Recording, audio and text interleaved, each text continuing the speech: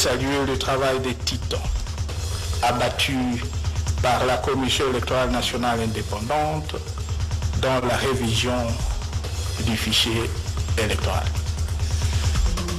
L'adoption et la promulgation de la loi électorale aujourd'hui acquise, l'établissement des listes électorales, la répartition des sièges et la convocation des scrutins qui s'en suivront conformément au calendrier électoral publié par la CENI nous conduisent de manière irréversible vers l'organisation des élections. Ce processus relevant de la souveraineté nationale et son financement étant totalement pris en charge par le gouvernement de la République. Je vous invite à vous en approprier et à assumer ainsi à travers cet acte l'exercice de votre droit à l'autodétermination.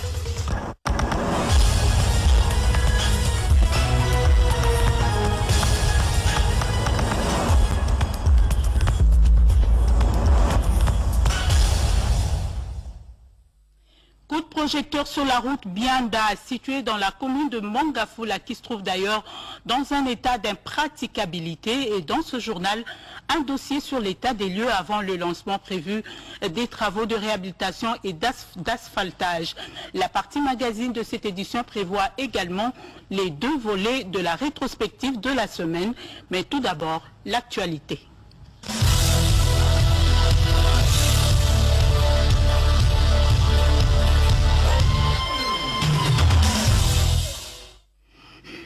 Madame, Monsieur, bonjour et bienvenue dans ce journal. L'actualité nationale reste dominée par l'inauguration hier des nouveaux bâtiments à Lubumbashi dans le Haut-Katanga. Il s'agit du bâtiment administratif du gouvernorat, de l'immeuble abritant la Banque centrale direction provinciale et d'un centre d'affaires ultra moderne appelé Hypnose, une cérémonie grandiose présidée par le chef de l'État, Joseph Kabila Kabange. Reportage. Première dans le Haut-Katanga, un nouveau bâtiment administratif ultramoderne aux dimensions imposantes. C'est le gouvernorat provincial qui trône désormais sur la ville de Lubumbashi, chef-lieu du Haut-Katanga. Ce joyau dû au génie entrepreneurial reste, à vrai dire, la vitrine de la révolution de la modernité, un projet de société du chef de l'État Joseph Kabila Kabange dans cette contrée de mangeurs de cuivre. Samedi 2 juin 2018, journée historique pour les habitants de la province. Dans une atmosphère festive aux accents de réjouissance, le président de la République, Joseph Kabila Kabange, a été chaleureusement accueilli par le gouverneur du Pan des Kaboko, le vice-premier ministre de l'Intérieur, Henri Nova Sakani, et une foule immense en liesse, des officiels tant civils que militaires. Le président s'est offert un bain-foule, véritable festival de chants et danses, et les drapeaux de la majorité présidentielle ont livré l'attachement des membres de cette plateforme au père de la nation par ce contact physique intense. Honneur rendu au chef de l'État qui a été installé à la tribune d'honneur, placé devant l'entrée principale sur l'avenue Kassavubu, au cœur de la ville de Lubumbashi. Divers hauts cadres, dignitaires du pays, invités de marque, ont assisté à cette manifestation mémorable qui marque un nouveau départ de la province du Haut-Katanga, attachée entièrement à la révolution de la modernité dans un élan de cohésion nationale, d'unité nationale, en vue de consolider notre chère patrie, le Congo-Kinshasa. Immédiatement après, l'homme des dieux a, dans sa prière, rendu grâce à l'Éternel pour la paix, les efforts du président de la République, Joseph Kabila Kabange, des autorités provinciales et nationales. Ensuite, des discours ont été prononcés. Le représentant de l'entreprise Dream House, Xung Xiaobing, a loué la coopération sino-congolaise et félicité les deux chefs d'État. Il a évoqué la contribution de l'expertise de son pays. Ce projet a été exécuté durant 550 jours et sa matérialisation a été rendue possible grâce à l'expertise, l'endurance et la solidarité d'une équipe de 190 travailleurs, dont 164 Congolais et 26 Chinois. Permettez-moi ici de remercier leurs excellences Joseph Kabila Kabange, président de la République démocratique du Congo, et Xi Jinping, président de la République populaire de Chine, pour la coopération multicoréenne qu'il entretient au profit de leurs deux pays respectifs, grâce à laquelle les entreprises chinoises n'hésitent pas d'apporter leur expertise pour contribuer au développement de ces grands et beaux pays. Enfin, le gouverneur de province Mpande Kapopo a saisi cette opportunité pour remercier de vive voix le président de la République, Joseph Kabila Kabange. L'orateur a révélé à l'assistance que cette œuvre remarquable a été édifiée sur fonds propres. Excellence, Monsieur le Président de la République, nous mesurons aujourd'hui la place et le rôle que vous jouez au milieu de vos compatriotes que nous sommes. En dotant la province du Haut-Katanga de cet imposant ouvrage, vous êtes pour nous les socles de réussite qui nous rendent fiers de notre pays, la République démocratique du Congo.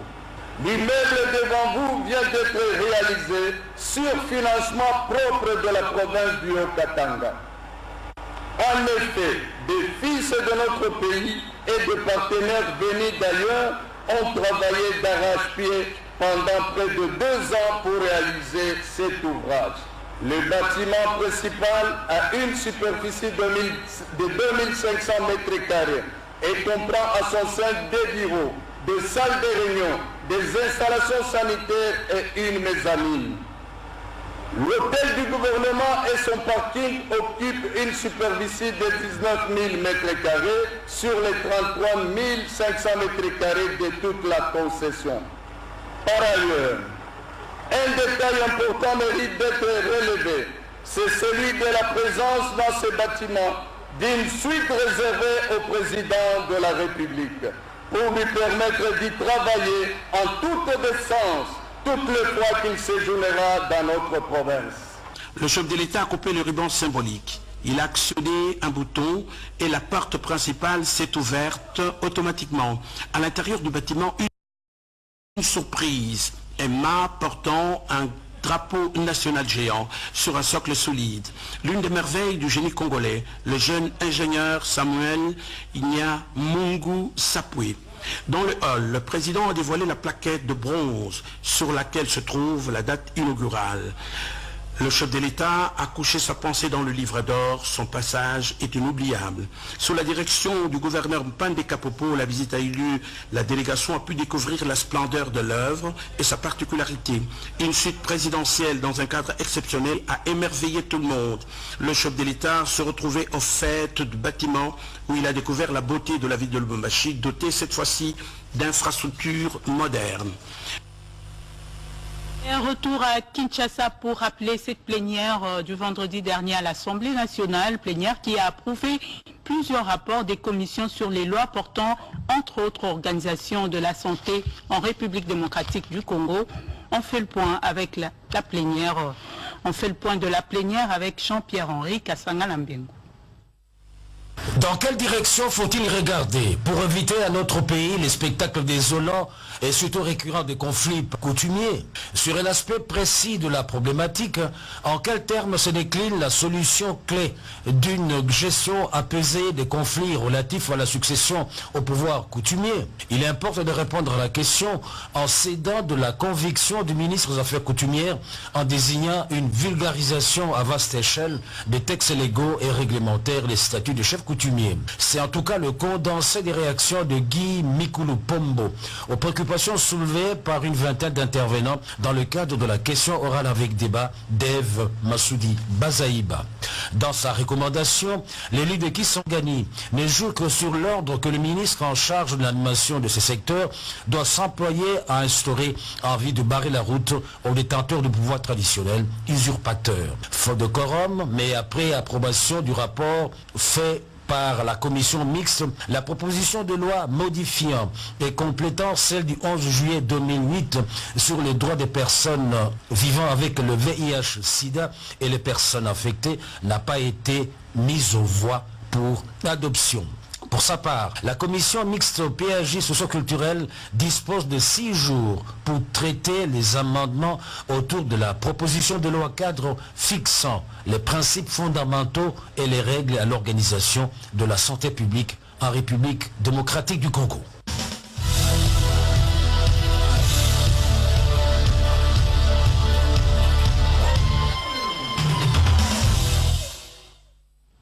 Intense activité du président de la République dans le Haut-Katanga, le lancement des travaux de construction du port sec de Kasumbalesa et l'inauguration de 3 bâtiments la semaine du président avec Pierre Kibambé. Somoïsa. Visite au travail, pas de tout repos pour le président de la République Joseph Kabila Kabange dans le Haut-Katanga. Le chef de l'État est arrivé à Lubumbashi le jeudi 31 juin 2018. Il a été salué à la descente de l'avion présidentiel, notamment par le vice-premier ministre, ministre de l'Intérieur et de la Sécurité, Henri Mova Sakani, et le gouverneur du Haut-Katanga, Célestin Pandekapopo. Une présence très remarquée à l'aéroport international de Lubumbashi a été celle de la distinguée première dame de la RDC, Marie-Olive Lembe Kabila, qui est arrivée plus tôt dans la capitale cuprifère pour une campagne de la grande récolte agricole de la ferme présidentielle Espoir. Le vendredi 1er juin 2018, le couple présidentiel effectue dans la matinée le déplacement de Kasumbalesa à 90 km de Lubumbashi, où le chef de l'État est allé procéder personnellement au lancement des travaux de construction du port sec de cette cité frontalière avec la Zambie voisine.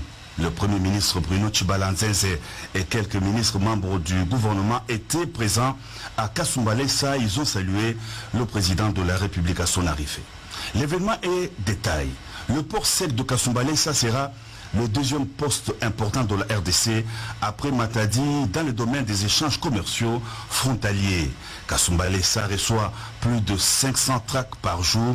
Le port sec va valoriser le trafic routier et ferroviaire à l'importation et à l'exportation. Motif de fierté pour le gouverneur du Haut-Katanga, Célestin Pandekapopo, qui n'a pas manqué de mots justes pour rendre un vibrant hommage au chef de l'État Joseph Kabila Kabange pour sa vision de la révolution de la modernité. Le projet va se réaliser grâce au partenariat entre l'Office de gestion du fret multimodal et African Road. Le port sec de Kasumbalesa, plateforme logistique, est une réponse mieux, une promesse tenue du chef de l'État vis-à-vis des pays membres de la SADC. Le directeur général de l'OGEFREM, Patient Saïba Tamboué, l'a souligné dans ce mot des circonstances. Il a indiqué que le port sec de Kasumbalesa jouera un rôle capital dans la transafricaine. Ce sera le carrefour, passage obligé des corridors de transport, le pivot central de l'intégration régionale africaine. Le vice-premier ministre, ministre des Transports, José Makila Soumanda, qui tient au démarrage effectif des travaux aussitôt après la pose de la première pierre par le chef de l'État, a indiqué que tous les véhicules attendront désormais au port sec de Kasumbalesa. Et pour leur faciliter les transactions et les dédouanements, tous les services opérant à la frontière auront des bureaux au sein de la nouvelle plateforme logistique. Ces ports secs s'avèrent une solution aux longues files d'attente des véhicules, a renchéri le vice-premier ministre José Makila. Le président de la République a été par la suite convié à poser la première pierre pour la construction du port sec de Kasumbalesa. Il a par la suite suivi attentivement les explications du DG Saïba sur la maquette de l'ouvrage avant de prendre un bain de foule de la population de Kasumbalesa. D'une cérémonie à une autre, le président de la République a quitté Kasumbalesa pour le centre-ville de Lubumbashi afin de procéder à l'inauguration du nouveau bâtiment de la Banque centrale, direction provinciale du Haut-Katanga. Le projet date de 1999, c'est en 2016, 27 ans après, dans cette ère de la révolution de la modernité, sous la houlette du chef de l'État Joseph Kabila Kabange, que le rêve est devenu une réalité. La Banque centrale, direction provinciale du Haut-Katanga, quitte ses installations héritées de l'époque coloniale et implante désormais ses bureaux dans un immeuble ultramoderne de 4 niveaux permettant au personnel de travailler dans des conditions décentes. Joyau de la révolution de la modernité, l'immeuble a coûté à l'Institut des missions la somme de 6,6 milliards de francs congolais. Le président de la République a dévoilé le monument d'un homme portant 2 barres de cuivre, symbole de la richesse du pays. Il a coupé le ruban symbolique d'inauguration du bâtiment avant de visiter les différentes salles déjà meublées et équipées sous les explications du gouverneur de la Banque centrale, Deogracias Mutombo. En lieu et place d'une vieille bâtisse datant de l'époque coloniale, le gouvernorat provincial du Haut-Katanga vient de se doter d'un immeuble gigantesque de 4 niveaux qui va désormais abriter les bureaux du gouverneur, du vice-gouverneur, de tous les membres du gouvernorat de province et des services administratifs. Le président de la République, Joseph Kabila Kabange, a procédé à l'inauguration officielle de cet imposant immeuble qui fait la fierté de la ville de Lubumbashi. Construit selon les normes de la révolution de la modernité par l'entreprise chinoise Brin House, l'hôtel du gouvernement provincial à Lubumbashi a une superficie de 2500 mètres carrés. Il comprend 190 locaux, dont 114 bureaux, les tout confortablement aménagés et un parking de 400 véhicules. Une occasion pour le gouverneur du Haut-Katanga, Célestin Pandé Kapopo, de saluer le leadership du chef de l'État Joseph Kabila Kabange qui se matérialise par sa vision de grande réalisation à travers le pays.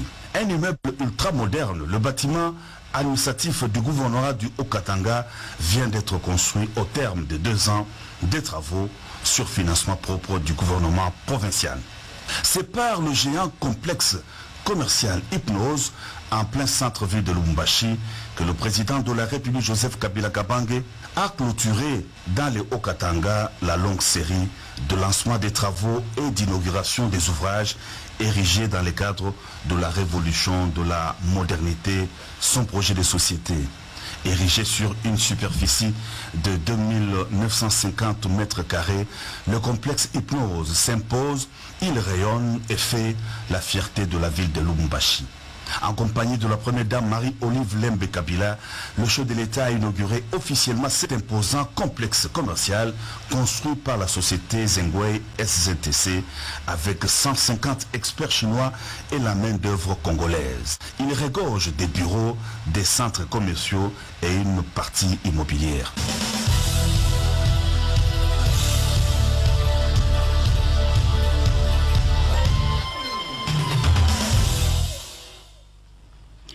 Autre sujet d'actualité de la semaine qui s'achève, le point de presse du porte-parole du gouvernement, le déroulement du TENAFEP sur toute l'étendue du territoire national, sauf dans le Grand Équateur, le lancement de la récolte de maïs par la distinguée première dame, la semaine en 5, une sélection d'Edith Chala.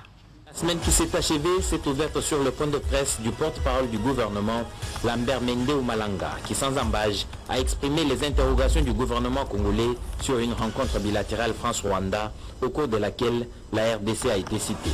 Ça ne devrait pas être le cas, les relations entre les États sont régentées par le droit international et la RDC est un État souverain et en est très bien jalouse. À 65 km de Lubumbashi, dans la ferme Espoir, les semailles sont arrivées à maturation. La distinguée première dame, Olive Lembe Kabila, a lancé la récolte de maïs sur ces champs qui s'étendent sur près de 1000 hectares. Inaugurée en 1976, la radio-télévision nationale congolaise RTNC a besoin que son circuit électrique soit révisité. Conçu pour 2500 kV, il ne fait transiter que 1500 kV à l'heure actuelle. Le ministre de la Coopération au Développement, John Kwet Mankwet, a conduit la délégation sud-coréenne qui veut travailler sur ce circuit auprès d'Ernest Kabila Ilunga, directeur général de la RTNC. Dès l'année scolaire prochaine, les cartes d'élèves seront numérisées. Le ministre de l'enseignement primaire, secondaire et professionnel, Gaston Moussemena, et celui des postes, téléphones et nouvelles technologies de l'information et de la communication, Emery Okunji, ont présenté les spécimens. Les élèves de 6e primaire, à travers toute l'étendue de la République, ont fait face à l'examen national de fin d'études primaires, ENAFEP. Dans toutes les provinces de la République, excepté l'Équateur, où les contraintes de santé publique dans la lutte contre la maladie à virus Ebola ont retardé la tenue de ces épreuves à des endroits où la menace était réelle. À l'Assemblée nationale, le ministre des Affaires coutumières, Guy Mikulu, a répondu à la question lui adressée par l'honorable F. Bazaïba sur les conflits de succession qui battent leur plein au sein des pouvoirs coutumiers. Le ministre de la Santé publique, le docteur Oli Ilunga, s'était livré au même exercice pour étancher la soif du député Baban Sampoutou sur la maladie à virus Ebola. Le ministre de Postes, Téléphone et Nouvelles Technologies de l'Information et de la Communication, Emery Okunji, était au Sénat. Il devait des détails aux honorables sénateurs sur le projet de loi sur les télécommunications, la vente de la licence 4G, la fibre optique, la sécurité des réseaux. Le ministre a donné l'éclairage dont avait besoin la Chambre haute du Parlement. La proposition de loi de l'honorable Thomas Lokondo prévoyant la suspension de l'enrôlement des Congolais de l'étranger nécessitait les avis du gouvernement. Le président de l'Assemblée nationale, Aubin Minakou, a échangé avec le Premier ministre Bruno Tchibalanzende sur la question. À cette rencontre, Joseph Olengankoi, président du CENSA, était présent. Le président de l'Assemblée nationale, Aubin Minakou, avait pour objectif de rapprocher les vues du gouvernement et du CENSA et dissiper ainsi les malentendus. Finalement, une commission sera mise en place pour travailler sur l'ordre du jour de la prochaine tripartite CENSA, CENI, gouvernement. Les partis et regroupements politiques, certains journalistes commençaient à oublier que la campagne électorale est réglementée en RDC. Le Conseil supérieur de l'audiovisuel et de la communication CESAC a mis en garde les amnésiques en présence du pouvoir organisateur, la Commission électorale nationale indépendante. À la 107e conférence internationale du travail, le ministre d'État du Travail, Emploi et Prévoyance sociale, Lambert Matoukou-Memas, a axé son intervention sur les réformes engagées dans la formation professionnelle, la sécurité sociale, avec l'appui technique et financier du Bureau international du travail BIT, la lutte contre le chômage, la promotion de l'emploi des jeunes et l'autonomisation de la femme. Pour terminer, à la Commission électorale nationale indépendante, le président Corneille Nangaa a lancé la formation des formateurs, des membres des bureaux de réception et de traitement des candidatures. Ils seront outillés sur la maîtrise des aspects pédagogiques, les procédures de réception et traitement des candidatures et les logiciels d'inscription des candidats.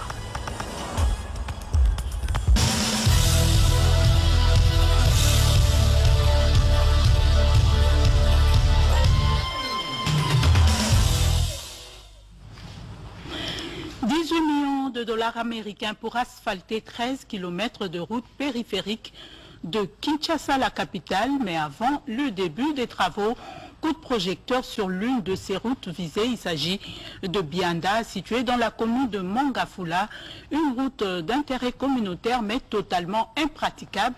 Françoise Bouelabouaki et Pompomba sont passés par là et nous proposent ce dossier. À longueur des journées, le voisinage assiste à ce genre de spectacle. Nous sommes au quartier Massangambila, dans la commune de Mongafula.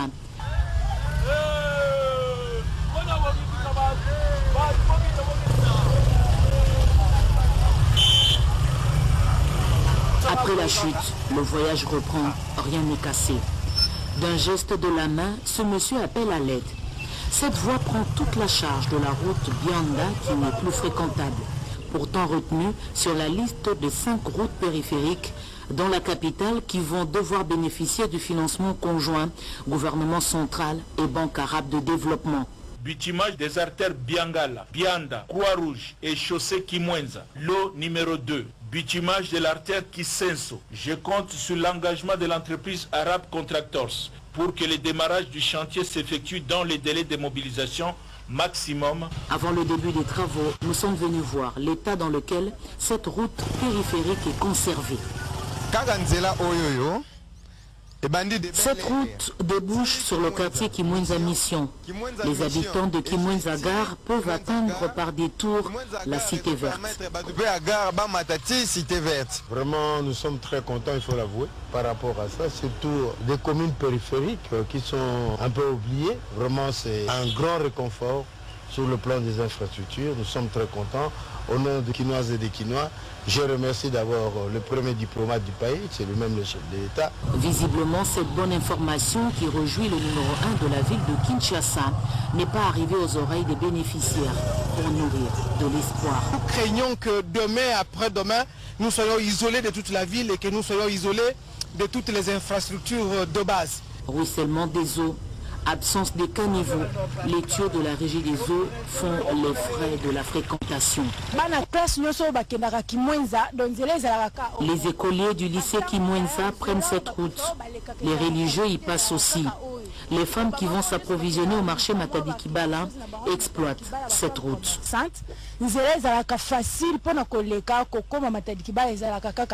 La route qui mène vers Kimwenza, vous allez aller un peu plus loin, qui est coupée à deux. Et il n'y a plus d'eau courante, il n'y a plus d'électricité. Donc la situation est très grave et nous demandons à l'autorité urbaine, surtout, mais aussi à l'autorité nationale de pouvoir prendre ses responsabilités à main. Nous sommes justement arrivés au lieu indiqué. Et voici le spectacle. Au quartier Kindele, cette érosion a avalé des vies, des maisons englouties et des commerces. Depuis 2015 que cette érosion est née, il n'y a toujours pas de solution. Les habitants de Mbanzalemba, les environs de l'université de Kinshasa, tous ces quartiers sont privés d'eau. Certains dévalent la pente, d'autres font le mouvement inverse. Des sacs servent de marche. Le danger est permanent. Les restes des murs des maisons détruites représentent une menace pour les passants. Enfouis, les tuyaux d'alimentation d'eau ont retrouvé la surface. Nous sommes victimes de l'insécurité. Nos petites économies sont ravies par des bandits. 18 millions de dollars américains pour asphalter près de 13 km de route à Kinshasa. L'arrivée de la route est attendue avec impatience pour redonner une seconde vie dans ces quartiers périphériques de la capitale Kinshasa. Financement des entreprises en RDC dans le contexte du nouveau code des investissements, c'est le thème général de 2 journées scientifiques organisées à l'Université catholique du Congo. Au premier jour, 4 éminents professeurs ont abordé la question. Kinanga Moussachi. Sous le haut patronat de la Conférence épiscopale nationale du Congo, CENCO, d'éminents professeurs conférenciers ont été alignés à l'Université catholique du Congo pour animer une série de conférences au cours des 2 journées consacrées à l'étude des entreprises. Le thème général retenu se résumait en « Financement des entreprises en RDC dans le contexte du nouveau code des investissements ». En ce vendredi 1er juin, première journée de cette série de conférences, 4 éminents conférenciers, Onésime Kokatula, Louis Kiki, Kiandi Sivi, Kamabaja et l'entrepreneur Kakonda, sous la modération du Dr Lopaka, se sont succédés sur le podium de la salle de promotion de cette université qui se veut être la lumière qui éclaire les hommes et les femmes qui habitent l'immense bassin du fleuve Congo. Professeurs et étudiants de master en économie de l'UPC et de l'ICC ont rivalisé dans la présentation des sujets visant à faire des diplômés qui sont des créateurs d'emplois participant à un développement durable de la République démocratique du Congo. Les opérateurs du secteur libéral ont démontré par l'exposition des produits de recyclage des déchets de Kinshasa, de leur invention dans leur usine, ce qu'il est possible d'entreprendre dans le cadre du nouveau code des investissements qui favorise la création de petites et moyennes entreprises, tout comme l'éclosion des start-up de génie congolais avec les nouvelles technologies du numérique. En sport, vous suivrez juste après ce journal le match de la Lina Foot entre le tout-puissant Mazembe et le Saint-Éloi Lupopo. Ça sera à Lubumbashi. Ainsi se referme cette édition de la mi-journée. Restez avec nous.